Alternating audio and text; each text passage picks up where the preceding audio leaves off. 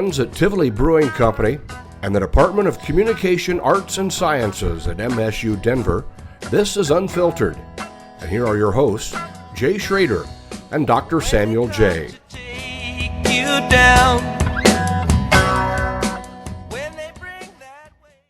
There's not a better topic to discuss right now than making beer at home. So we'll let you all want to kind of introduce yourselves, and we'll jump in right there. Awesome. I'm Erica, and this is Steven, and we started Brooklyn Brew Shop almost 11 years ago out of our tiny New York City apartment, and have been getting people around the world to brew beer on their stovetop ever since. So why did you start the Brooklyn Brew Shop, right? Like what was the reasoning behind it? So I actually didn't like beer at the time. It's hard to remember a time I didn't like beer, but when the best beer that you're exposed to is something warm out of a red cup in college, it might not make you want to run out and start brewing your own. But I really loved cooking and kitchen projects, so I was making pasta, making ice cream, and found all my dad's old brewing equipment. Brought it back to Brooklyn, slapped a bow on it, and gave it to Steven because I was a cheap girlfriend. Yeah, and we started trying to figure out how to brew, and we would go through all these books, and you'd read through these charts, and then by the time you got to the recipe, it would say, take this can of syrup and pour it in this hot water, and you'll have beer. And we're like, it just didn't make sense to us because we liked food. And we thought I don't think breweries are doing that. I don't think they're just pouring a can of syrup into a big pot of water and calling it beer. But that's all that was out there. And we were just kind of shocked. And I think a lot of it was just the size, people were kind of just afraid to work with all grain. So right from the beginning, we made the whole brewing process kind of smaller, scaled it down, make it feel more like something you're just cooking at home, and that meant you can use good ingredients like grain, hops, and yeast. No shortcuts. So there were 1 gallon all grain beer making kits, and they didn't exist before, and there wasn't at the time a single place in New York City to buy beer making supplies. So we had been brewing and making it for our friends, and thought they just wanted to drink beer. And they were asking, wait, how can I do this? And so we started out of a 10 by 10 foot pop-up tent at the Brooklyn Flea back in 2009. And what we thought was a very specific New York small apartment kit, we soon started shipping nationally and around the world.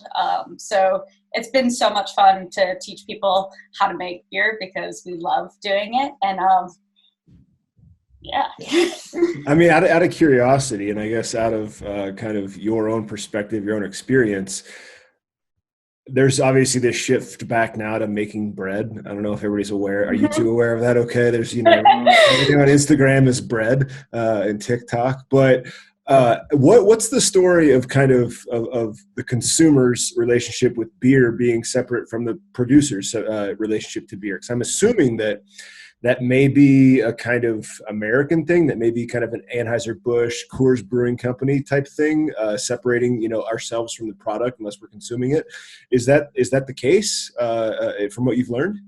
Yeah, I mean, like before Prohibition, and a while back, a lot of towns had their own brewery, and with it, their own maltster too, because you probably have to make your own malt if you're going to make your own beer. And this was just all over the country, really all over the world. But with Prohibition and then with wars, all resources and all machinery got kind of co-opted, and breweries just went out of business in droves. And with that, everything just it was also when railroads were happening. So we're like, wait, we can ship stuff? Shipping stuff is awesome. And then you look at the foods of the 50s, and the more science or the more apparent science you can add into something, the cooler it is, the more futuristic it is. So making things artisanally just fell out of fashion, and only recently. And making beer at home still wasn't technically legal until the very end of the 70s.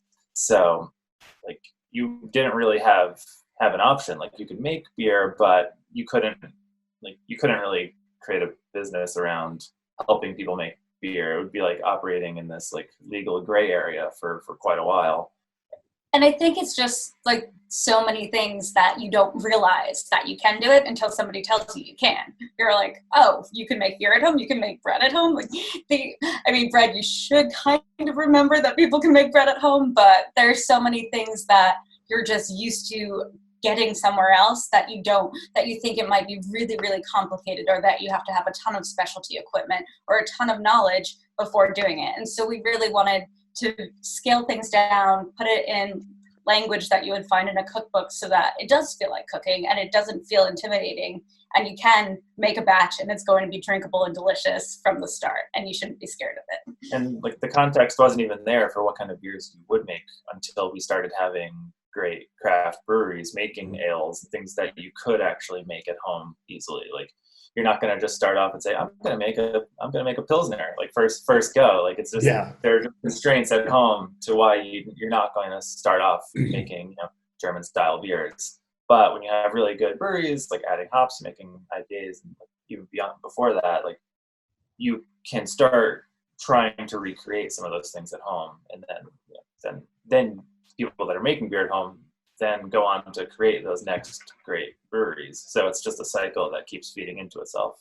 Of course. Do you guys think that you've helped be the catalyst for some of the newer breweries, maybe in New York or the East Coast area? It's funny. Some of our early customers have send us emails years later that they opened a brewery, and pretty much every brewery we go visit, the person behind the bar started with our kit. They're like, That's oh my amazing. God, you taught me how to make beer. And so there's probably like a lot of parents out there that wish their children stayed in law school and didn't, change everything to open a brewery. But beer changed our lives. Making beer changed our lives. We started this company because of it. And it's just been such a wonderful industry to be part of and to see grow, and to get people sharing beers together, even from afar right now. So the next time somebody complains about their kid becoming a brewer, we should point them to your website. Yep. And then it's not my fault. It's not Sam's fault. It's not your fault. It's the Brooklyn Brew Shop's fault. Yeah, it's totally. Yes, guilty as charged. Perfect. You know what? Take ownership of it. I think if it weren't for people that started with beer kits, we haven't talked about it in a while on this show, but I got a Mr. Beer kit years ago, and I hated it. Like, I watched my brother brew beer, and I looked at this kit, and I was like, I don't want to mess with this thing. This looks horrible. Yeah. And I think I ended up regifting it, frankly. Like, I didn't want anything to do with it. But watching your video and seeing how you guys go through the process and how easy it looks and how much less plastic it seemed, right? Like less cheap, less syrup, less fake ingredients. I can see now why people would want to be drawn into this and move from a 1 barrel to a 5 barrel to starting their own brewery. So it's pretty cool what you guys have done. And frankly, outside of Sam sharing this with me, I don't think I would have ever known who you guys were, frankly. So it's pretty awesome to meet you guys.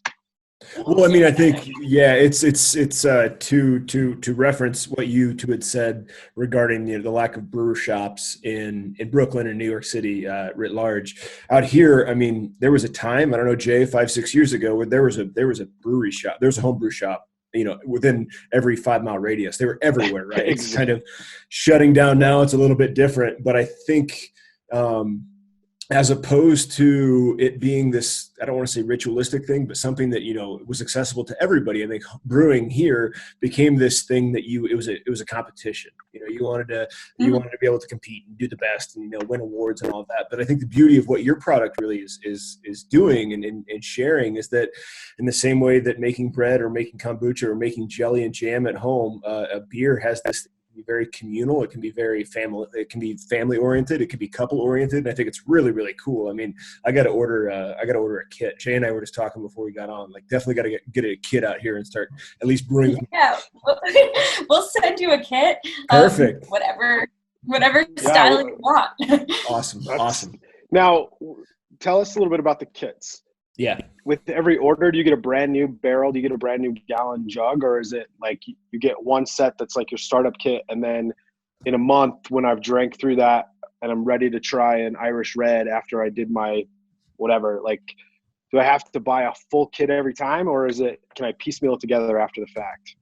Yeah, so the kit's $45, and it comes with all the equipment outside a pot, a strainer, and a funnel, and the ingredients. So your grain, your hops, your yeast, oat chips if you're doing a bourbon double, and that's good enough for your first batch. And then all you need after that are refill ingredients. And we come out with different mixes every season. So then it's just like $16, get you another gallon of beer. Awesome. That's seems way better than Mr. Beer. Oh, definitely. It's not corn powder with some like hot sprinklings in it. Yeah, like little plastic bags that look like they were filled with dust and sawdust. And I mean, we're going to get a cease and desist from Mr. Beer after this episode. We're not that big, Jay. We're not. No, we got a long way to go, buddy. I don't think you've said anything that's not true. So right? Thank you. I appreciate that. So how much? What about in? Oh, no, you're good, buddy. You go ahead. I have a backup question. Sorry, Sam and I are usually slightly better at this with the chemistry than we are today. Can you only buy your beer kits through your website, or are they available in other brewery shops, or is it proprietary and specific to you and you alone?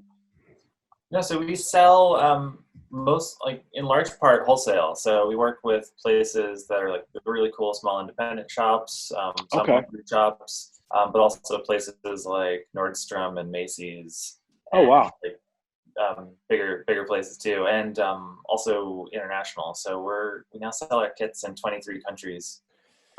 So we're shipping containers to Europe. Like we're shipping one tomorrow morning that it's only half full because it's been a little hard to do anything, obviously.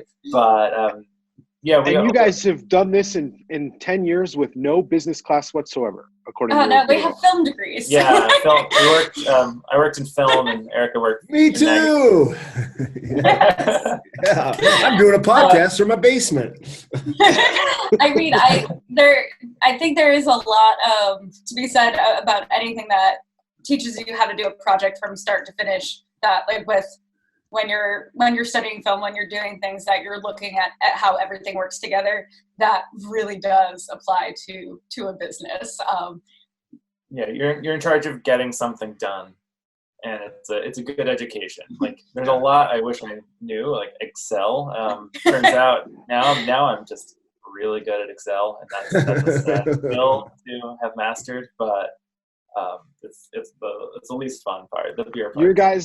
Your analogy from taking a film background and applying it to brewing is way better than when I had to defend my made-up degree in literature and how it applied to writing a business plan for my senior thesis. So you guys did a much better job. You've obviously been practicing that, but no, that's amazing. You come from a film background and do this with no business experience.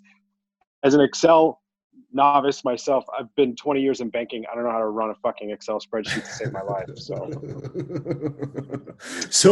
I refuse to learn. It's like magic once you do. It's kind of like sad how exciting it is when you're like, I always tell my kids, if there's an Excel class in high school or college, take it. Mm-hmm. So anyway, enough about that. Until you realize that it saved you like 2 days of like actual work trying to solve an actual problem. Yeah, for sure. But someone's gotta learn somehow. One of these days, right?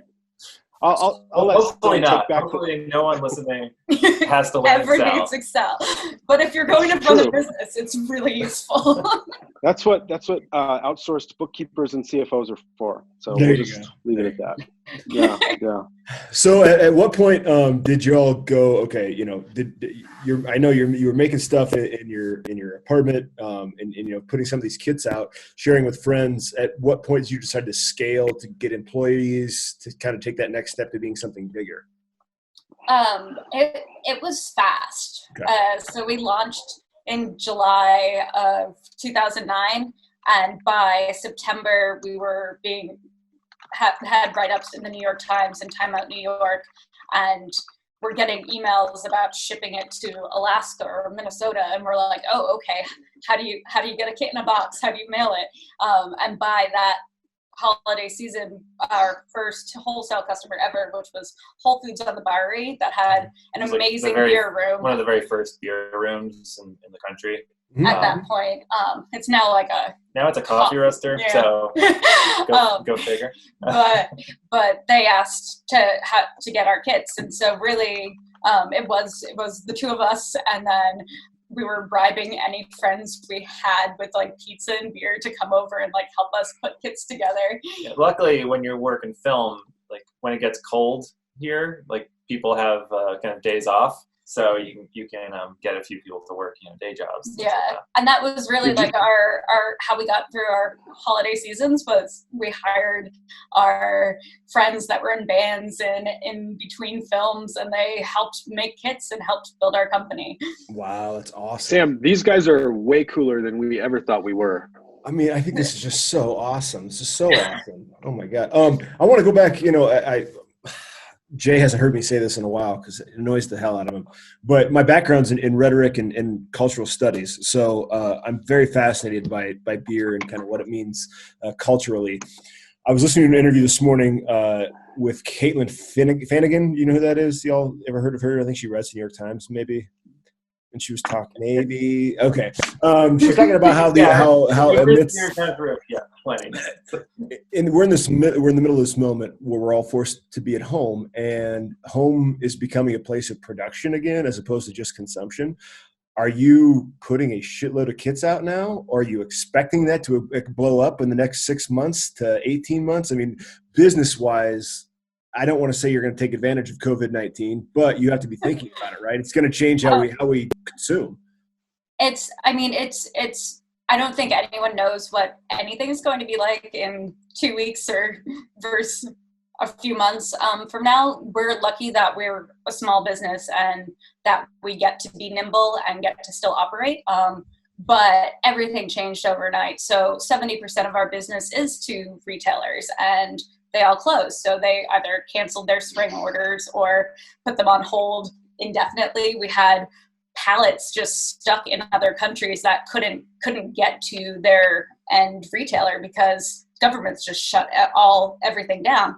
So it's been like touch and go, but it's also like we're small and we're scrappy and we're pivoting, and we have 11 years of really great customers that all of a sudden are brewing more than ever. And so they're taking out their brew kits that they might have, tucked away for a couple of years, and all of a sudden they're like, I need more ingredients. So to shipping to individual customers, we're trying to get them out as quickly as possible.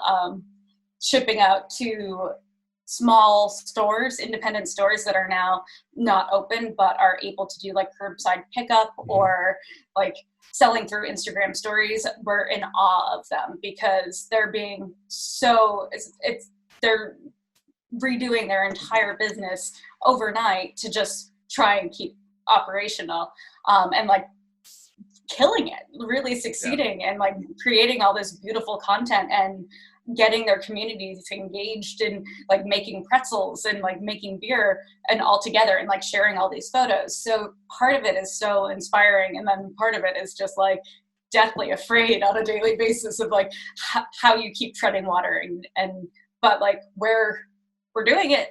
So I think like it's fascinating. It's like in a complete like sci-fi new world type way. We're like, oh, this is just like how we do things now. So that part is just, it's so quickly moving, and we're just trying to hang on. But at the same time, and seeing people make something from scratch in their homes is so grounding that whatever kind of tangent we're on, thinking about how this could affect, this holiday season, or whether we'll be able to ship something somewhere, answering a question about like, does my beer look right? It's like, oh yes, it looks great. That is going to be perfect. And that's really like what keeps us grounded. Yeah. And we're answering as many customer service questions now as during the height of the holidays, like really. So it's insane, and people are definitely brewing on, and we're trying to like connect to people that like have had a kit. We're going to be doing a yeast amnesty program, where basically like if you got a kit as a gift and it's sat in your closet and you just been putting it off, like no judgment, like you'll get, and your yeast is expired, like it's cool. We're just going to give you a free packet of yeast. You get started, and we're all okay. We're not going to judge you for not touching it for a year or two. It's like a gun turn-in. Yeah. Turn in your bad yeast. We'll give you something safe. Yeah. We're not going to write your name down or put you on a list or anything. I love it. Have you guys been able to focus a little bit on maybe some new R&D or some new products or opportunities for rolling out, since not that it's good or bad, but things have slowed down a little bit. You're able to focus more on customers and things, but maybe now's the time for you to take advantage of a little downtime and do something you've been talking about doing for a while too. Well, like all of our staff is obviously working from home. Like all our like sales and marketing and production staff is working from home. So we have a lot more recipe testers available to us now. Sweet. So usually we're doing the bulk of the recipe development, and we have Steve on our team, who's a big fan of the show, actually. What? Our show? Yeah. We mentioned it when it came up. He's like, "Oh yeah, awesome." Oh my god. He's like listener number 7 or something. Yeah. We don't have that many.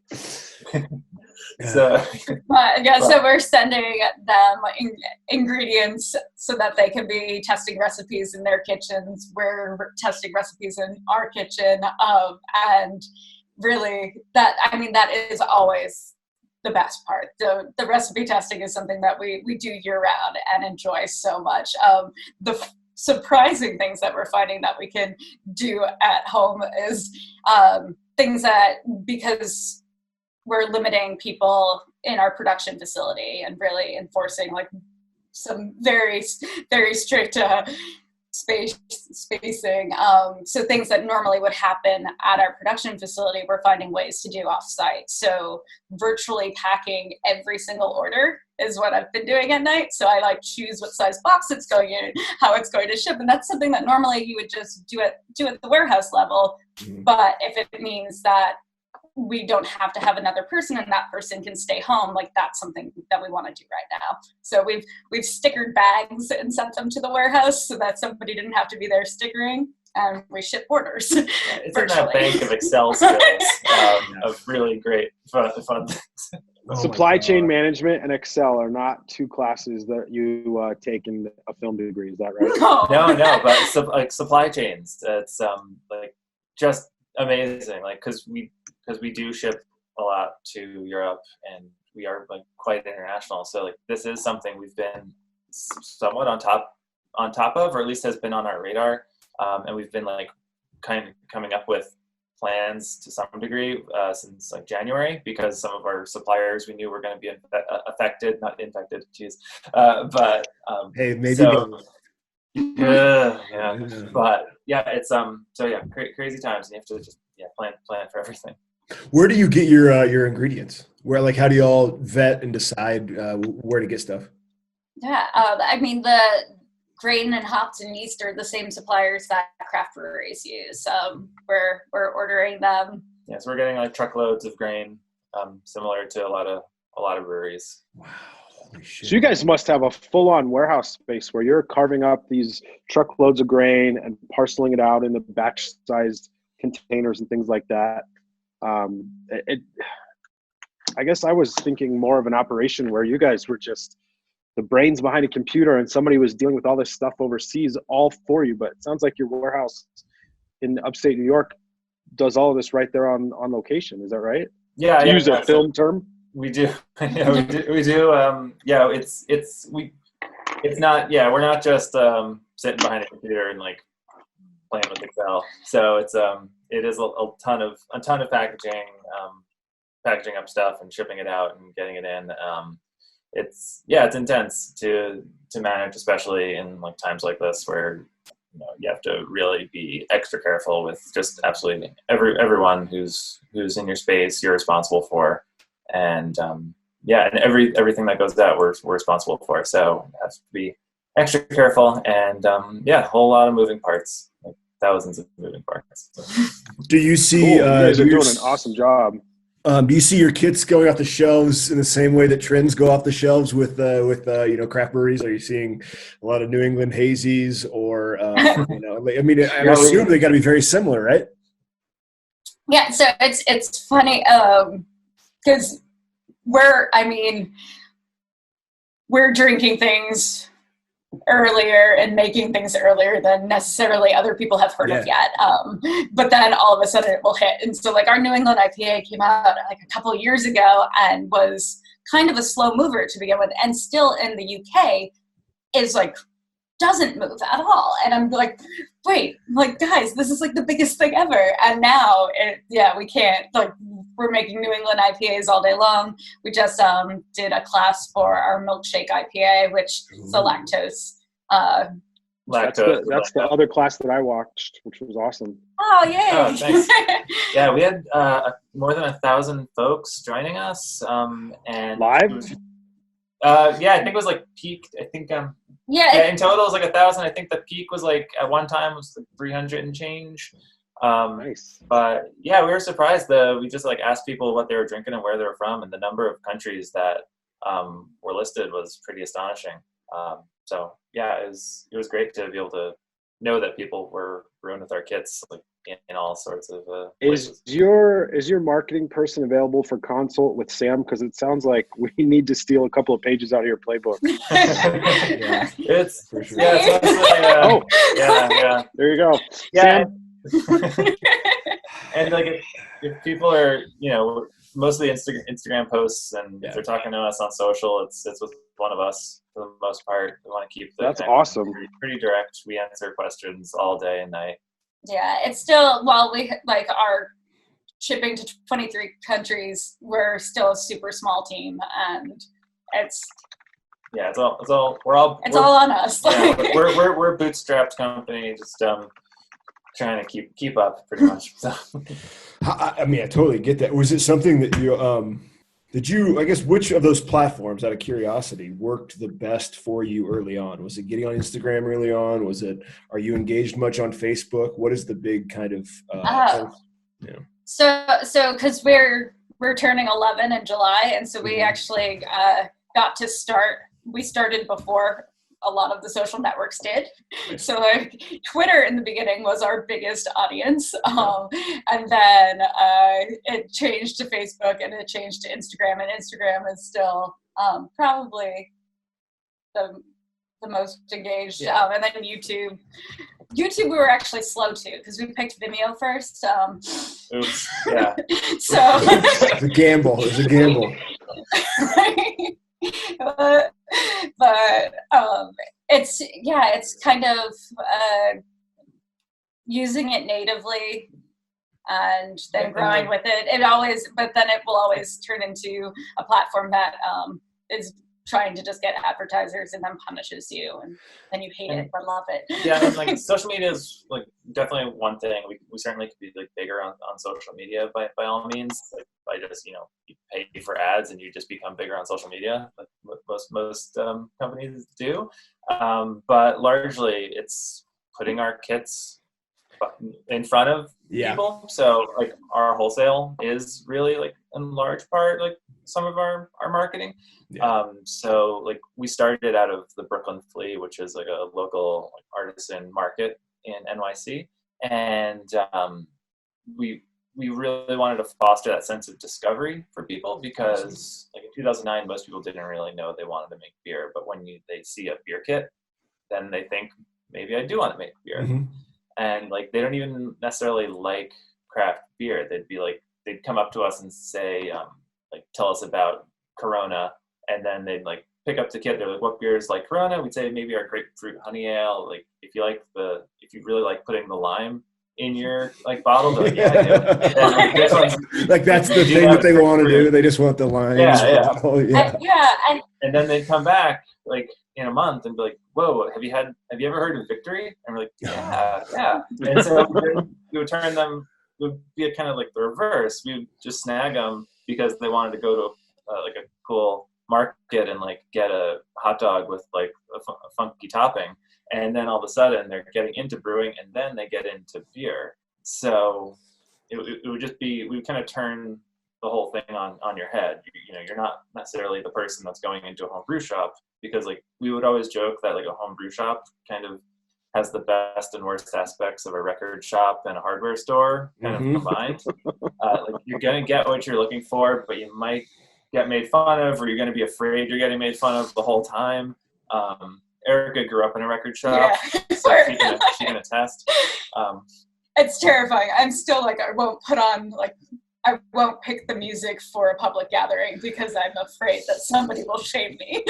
So High Fidelity is spot on, is what you're saying? Oh, it's dead on. Dead on. No, you all bring up a really good point. Like, and I think Jay and I have run into this over and over again in the podcast. There is something oftentimes with brewers in the industry that is a little bit elitist, I guess. It's not that brewers want to make you feel dumb, and I don't think the majority of the brewers that we talk to make you want to feel dumb. But you can understand how if you go into a brewery tour, and you don't want to ask the question, what's yeast, right? Or why is this hop strain matter, all of this stuff, or this hop varietal matter. And so I totally get this. There's something way more accessible about this for sure. How much experimentation is allowed? Sorry, Jay, I don't want to forget this. So if somebody gets a kit, are you able to kind of get, like, is there a resource they can use to experiment a little bit, or do you encourage it? Like, how does that work? Oh yeah, and it's amazing because people from their very first batch are like, oh, okay, like how do I do this? Like I got this Brussels blonde kit, I want to add strawberries, like how do I do it? And we'll tell you how to do it. We have a lot of like weight variations, but otherwise it's just like people sending us emails or writing to us on social, and they're like, how would you add this? And I'm like, okay, like for this type of flavor, add it here. If you're going for more like a cooked fruit, like add it here.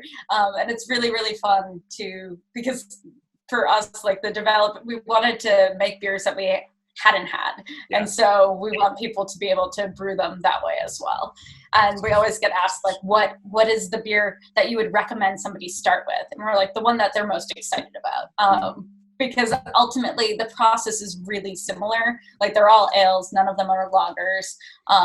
There are a couple sours in there, which like might be better for your second batch, but like if you do it for your first, it's totally fine, and we'll walk you through it. But you're going to be leaving a pot on your stove for a couple of days. Yeah. So yeah, it's totally doable, but it's like making beer, but also kind of making yogurt or something like that. I can't leave a pot on my stove cooking for more than about 7 minutes without a dog or a kid trying to knock it over. So, or my wife turning it up or turning it down. Yeah, my wife will be like, "It's too hot, it's too cold." I literally made a gigantic. I actually have the stock pot and the strainer that you guys are talking about out because I made a huge pot of stew yesterday. And my wife, every 15 minutes, she'd be like, It's boiling too much. Oh, it's not warm enough now. It drove me nuts. I'm like, just let it fucking cook. But so anyway. You need to give her the hop schedule for the boil and be like, this hour is yours. I don't know. That's true. Yeah. That's true.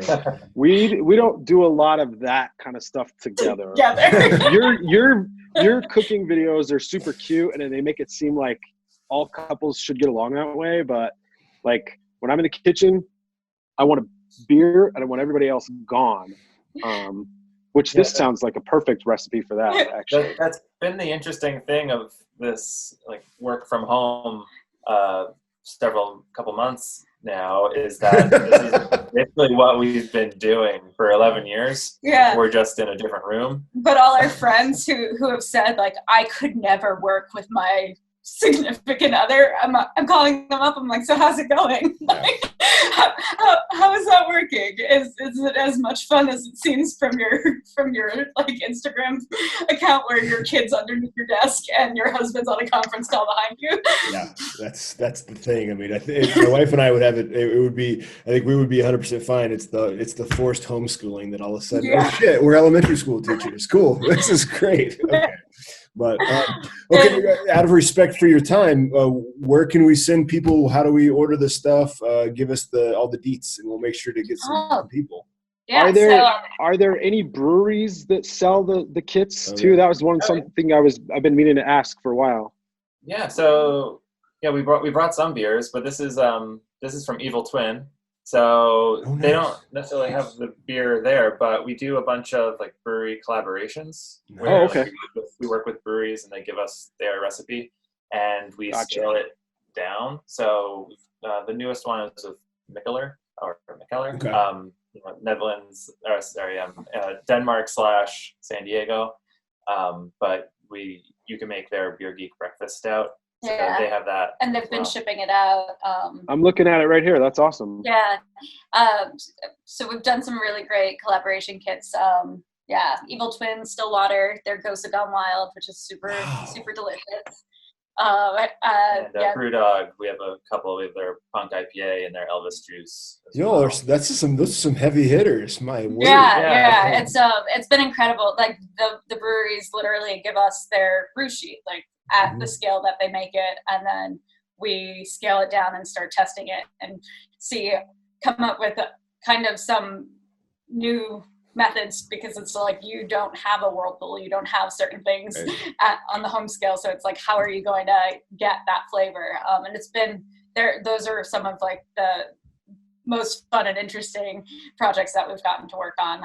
And there've been I know Brewdog and Mikkeller have been pushing those kits while their pubs are closed. And then you can get them also at brooklynbrewshop.com and any of our kits. Okay. Is there actually this? We can say on or off the record, do you want to talk to any Colorado breweries? Because I think Jay and I are more than open to helping you do that. Yeah. Give us the short list, but give it to us quick. Yeah. I mean, like, and that's the thing. Every collaboration we've done, the breweries come to us. And they're like, can we do this? And we're like, yeah, like that's amazing. And it's something that like, yes, of course we have a short list, but we forget to reach out to people to do, because there are so many, I mean, Colorado has amazing breweries. We'll have to start an email chain then once we get off the phone and we can figure out. I have a big matrix on how we how we choose them. Guess what? It's in Excel. You got other charts. Well, what about socials? Here and here. Is everything just at Brooklyn Brew Shop, I assume, on Facebook, Instagram? Yeah. Anyone can find us anywhere at Brooklyn Brew Shop.